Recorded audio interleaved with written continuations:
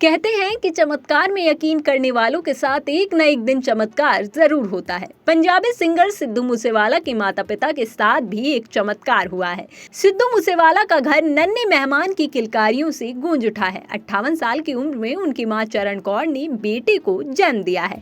बता दें कि आज से 2 साल पहले सिद्धू मूसेवाला की सरेआम हत्या कर दी गई थी। बेटे की मौत के बाद बीते 2 साल मूसेवाला फैमिली के लिए कितने मुश्किल भरे रहे, इसे शब्दों में बयान नहीं किया जा सकता।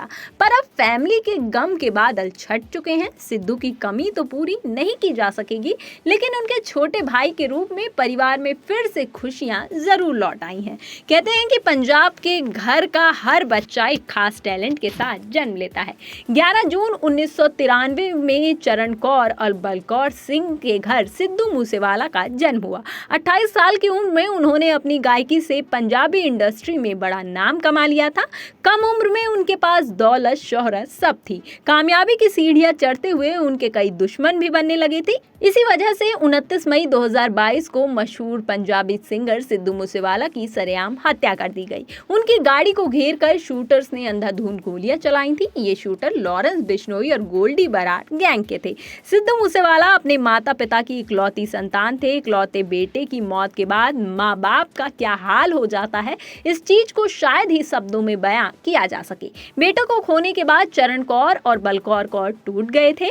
वो दर दर बेटे की मौत के हथियारों को सजा दिलाने की मांग करने लगे। सिद्धू मूसेवाला की मौत के 2 साल बाद भी वो उस हादसे को नहीं भूल पाए। शायद ही कभी इस गम को भुलाया जा सके। सिद्धू मूसेवाला की मौत के बाद उनके माता पिता अकेले पड़ गए। उनके लिए जिंदगी का हर दिन भारी पड़ रहा था।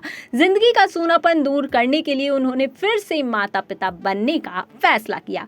चरण कौर की डिलीवरी से कुछ दिन पहले खबर उड़ी थी कि वो जुड़वा बच्चों को जन्म देने वाली हैं। इस खबर पर रिएक्ट करते हुए सिद्धू मूसेवाला के पिता ने कहा कि सिद्धू के फैंस का मैं शुक्रगुजार हूं जो हमारे परिवार को लेकर फिक्रमंद है, लेकिन हमारे परिवार को लेकर कई तरह के भ्रम भी फैलाए जा रहे हैं।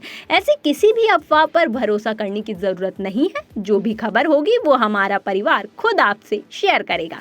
बलकौर कौर की इस पोस्ट से ये अंदाजा लगाया जा सकता है कि वो अपनी वाइफ की प्रेगनेंसी की खबर को सीक्रेट रखना चाहते थे। यही वजह रही कि उन्होंने उस समय इस खबर को अफवाह बताया है।